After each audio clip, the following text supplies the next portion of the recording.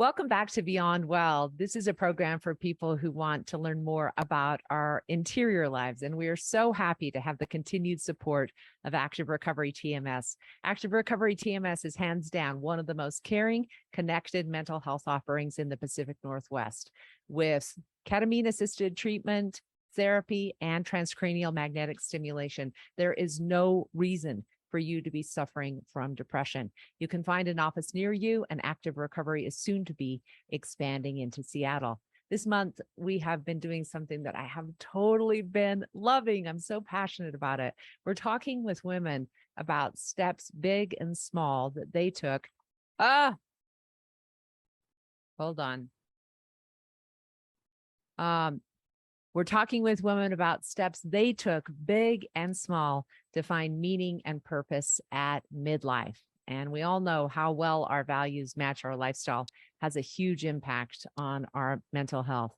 That's why I'm so excited to bring you this conversation with Carolyn Donohoe Marieb.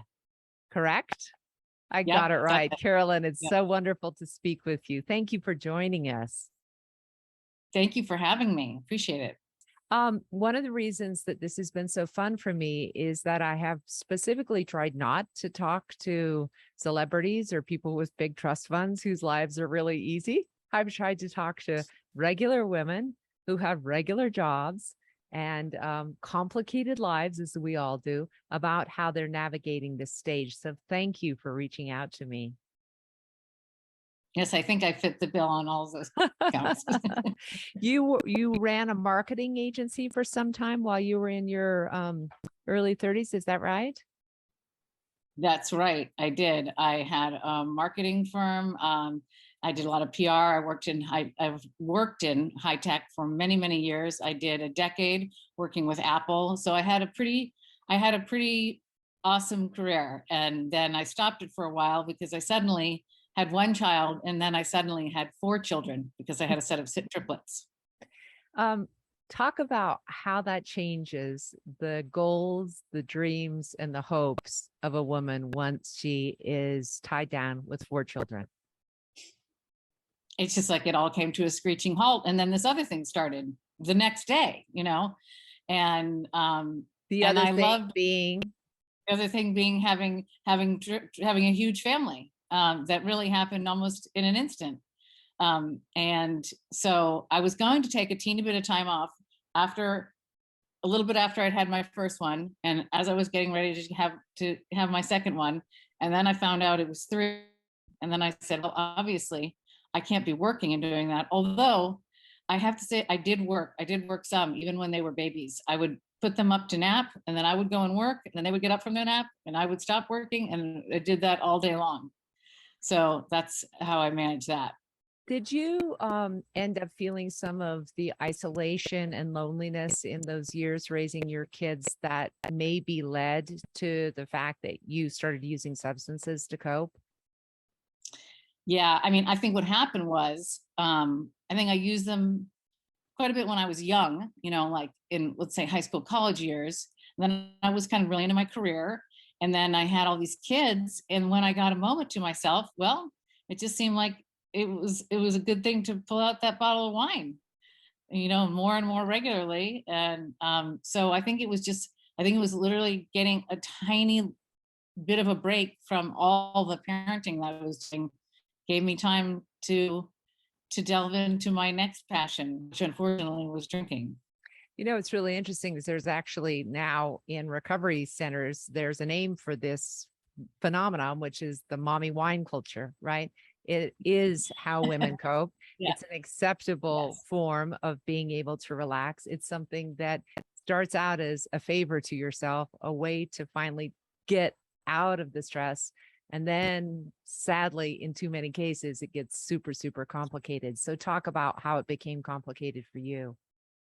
Well, I'll tell you a little bit about the mommy club. I remember seeing someone, and she had a special needs child, and I had all these kids, and she looked at me at the park and she said, "Thank God for wine." And I thought, she's one of me. She's just like me. And years later, I ran into her in the rooms of Alcoholics Anonymous, and we became great friends. So, it's funny how that works. Story. How did it become problematic I just think I was doing it more and more regularly. I was realizing I was drinking pretty much every day unless I was sick or somehow otherwise impaired or not available. And I was also starting to do things that I didn't do in the Mommy Wine Club, which was to occasionally go out and really hit it hard, and of course I made some companions who like to do that too. And, we call them in the program, we call them our lower companions. So I found my lower companions and I played and partied with them. And then it became clear to me over a period of a couple of years, this is really a problem. And I had another clue, which was there are alcoholics, they say you shake your family tree and bottles fall out. Well, that was definitely the case. So you have the genetic predisposition to being, you have that kind of brain chemistry that really likes the serotonin uptake of alcohol, right? So you're already, Absolutely. and then you have this enormous environmental situation, which sounds incredibly stressful. And you have this accepted way of coping that nobody is going to look twice at you for saying that you're drinking too much wine. They're like rolling their eyes and going, yes, yes, Well, in sister. fact, when I quit, a lot of people really questioned me and said, I don't think you were an alcoholic. I said, you Wow. don't know what was going on behind closed doors. Trust me when I say I would not have quit unless I really had serious concerns. And I did. So, what I wanted to delve into on these things is how women make changes, especially when you've been doing something for some time. So could you take me through the process of the questions you asked yourself, what you did to say enough is enough? You always hear that sort of tired thing of rock bottom, but that's not been my experience from talking to many women who go sober. It doesn't have to be rock bottom before they decide it is time to change. Yeah, they call us a high bottom, which means I don't lose my house. I don't necessarily lose my spouse. I don't lose it all, but I'm losing enough that I'm noticing. And so that was what was happening with me. And I think many, many other people who I eventually met and came together with in AA. And it really looks different for everyone. But I started to ask myself, do I want to be that mom that drank all the way through my children's entire upbringing? Do I want to be that mom who can't drive past 7:30 at night because I'm going to be in no shape to do so? Do I want to be that person who wakes up one day and says, oh my God, why did I do that? It's so profound. I was just going to share at the end of this episode some of the questions that I think a lot of women are asking themselves at midlife. And one of them is, what habits and routines that I have that are going to really impact me in a deleterious way in 20 years? And it sounds like you did that without framing the question quite the same. You were like, do I want to be this person? I Yes, love that. Yeah. that's kind of how it came together for me. And then as I say, I had that moment. I don't know if this was my bottom, but it was a moment. I woke up in the morning. It was about 6 o'clock in the morning. I was in a beautiful hotel room in Chicago with my family. They were all off looking at colleges. I couldn't go, of course, because I had a hangover. And I looked up and I said, I can't do this anymore. Mm. And I waited till I got back to Portland, like 3 days later. I made it through Easter with my family, didn't overdrink. And the next day I went to my first meeting. Wow. Did you find that the meetings alone were enough support for you, or did you have to do other things to enable enough support to stay sober? I mean, it was kind of a whole raft of things. I had therapy. I had the meetings, which I did what they call 90 and 90 meetings in 90 days, which I think was a really good idea. In fact, I wanted a freaking A in AA. So I did 130 and 90. Little perfectionism in there. Just a little bit. Oh. So yeah. And I was facing some emotional issues too. I was diagnosed with bipolar disorder in 2009, 2010. So I had that working too. And I didn't know Was it going to make it worse to not have the drinks, or make it better, or be the same? What I did find was finally my medication worked for the first time ever. Wow. That's Yeah, amazing. That's a really good shout out to other people who are thinking that they can drink while they're on bipolar medication, because I have heard that from so many doctors. They're like, people are on mood stabilizers and they think that they can still drink. It's like it's doing exactly the opposite of what your mood stabilizer is attempting to do for your brain. exactly. And my shrink explained it to me. He said, in bipolar disorder, you have these big swings and they go like this and like this. And what the alcohol is doing is providing this friction kind of in between. So you've got now the swings and it's too much. Your body cannot overcome that. Yeah. You seem like you're doing so well now. Did the decision to stay sober open up other opportunities for you that you might not have seen otherwise? Yeah, I mean, I ended up going back to work, which I hadn't done since my kids were little. I mean, I had done some work like freelance writing and things like that, but even that was impaired by my drinking, was impaired by my bipolar. So my work was tended to be seasonal. And so when I finally had a little time sober, I got a call or a message from someone out of the blue, someone I had worked with at Apple, who had actually job shared with. And she said, come work at my agency. So I went and I worked at this digital marketing agency and got a whole other career out of it. That's incredible. And what age was that happening? It was about 4.5 years ago. So I'm going to be 58 at the end of the month. So it was about 50, 54, 53, 54. Did you ever in your wildest dreams, especially when you were like a teenage girl, imagine yourself starting a brand new career at the age of 54? No. And I may be starting yet another thing because I have some opportunities that have come around recently. I mean, I think, I'm probably going to be working till I'm 70, 75. Why not? I'm only going to be 58. I might as well have another career or two. I don't know. But no, I would have never. I would have told you I'm going to be either a publicist or a writer till I quit. And I probably thought I was going to quit and never go back to work. None of that happened. And I'm pretty glad for it, actually. In hindsight, what do you think were the factors that were preventing you from taking the steps you knew you needed to take in order to get healthy and joyful and productive? The number one, they say something in AA about how we're plagued by 100 forms of fear. Well, 100 forms of fear is exactly what I felt every day. And I didn't even realize it. That was the crazy thing. I didn't realize it till I was out of it. And I'm like, that's what kept me from going back to a job. That's what kept me whatever. That's what kept me in my marriage. That's what kept me doing a lot of things that I shouldn't have been doing.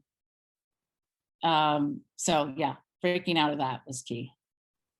It's so funny because I think you've just hit on the main point that most women don't recognize is their laziness. Maybe they'd call themselves lazy or unmotivated or stuck or not feeling the right way. It's actually fear. It's actually masquerading. All of those things are masquerading. And it is so interesting to me that in hindsight, you can see it. But when you're in it, you can't see it. You're just like, I'm unmotivated. I don't want to get off the couch. I don't feel like I can do what I need to do. And we're so self-blaming. And those things, the way that you're putting it, blames ourselves. If you say, I'm just afraid, well, there's no place to really place blame there. Right. Exactly. So you have even taken the move now to New York City. Is that right? You decided to move to another completely different side of the country. I moved 3,000 miles away from where I lived for 20 years at the age of 55.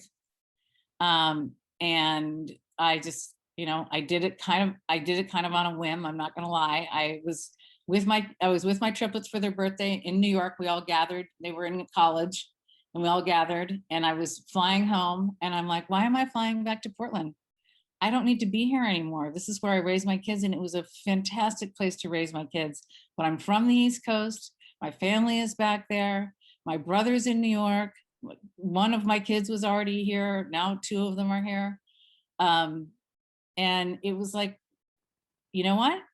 I think it might be time. And I never, it's funny, once I decided, I never looked back. This is like you have popped the cork on possibility, which I absolutely love seeing how light and bright your face is and how filled with possibility you are. Yeah, it's been a real journey because, I came to New York and then 8 months later, COVID hit. Yeah. So this has been the slow burn on New York. I didn't exactly get to have the fun stuff first, but now it's so amazing because it's like, now it's like better than ever. And I'm Yeah. here, and I'm settled, so Yeah. it's good. Yeah. It's good. I wonder if you have any other kind of not advice or just encouragement for women that are still in that hard place. Maybe they're struggling with a mental health diagnosis or a substance abuse issue, and they kind of don't know how to take the next step that you took. What would you say to them? Well, and I think it's kind of what we were talking about earlier. It's like, what do you want or don't want for your life? Because as far as I know, you're only going around once. So you really got to make a decision on that, Mhm. and we don't know how long. My best friend's from college, super healthy girl, wonderful person. She she has a stroke, and she's recovering, she's doing well, she's about to go into rehab. Pulmonary embolism, dies. You know what? Mm. We don't know. We just don't know. Oh, And God. that happened right before I moved. And I was like, if I didn't need a sign, I just got one. You do what you want to do. And fear is huge and it is powerful. And I get that. And I had that. But if you can get past that, there is a whole world after world waiting for you. I mean, I'm not just being Pollyanna about that. I mean it. I also love that your encouragement there really dovetails with this other advice that I have heard women talk about, which says, can you really square the life that you're living right now with the values that you thought you would have as a midlife woman? Are you the person that you thought you'd be? Are you living your happiness? Are you living with passion every day? Because I don't think any of us, when we're like, 7, 8 years old, or even teenagers, imagine ourselves as some like sad, stuck midlife woman, right? And so I love the No, idea not at of all. bringing those values in line with one another. And part of that is asking yourself, how long has it been since I did something really, really scary like you've done? Those things you did, all very, very scary. Yeah, they are, they still are today sometimes. Um, but I mean, I think you said it. You said it. I don't have anything to add to that because that's exactly right. Carolyn, I cannot wait to hear the next chapter, all of the chapters you're going to write all the way through your 70s, 80s, and 90s. You're going to be a kick-ass woman for sure. Thank you so much for joining us. It was amazing to talk with you. Great to talk to you as well.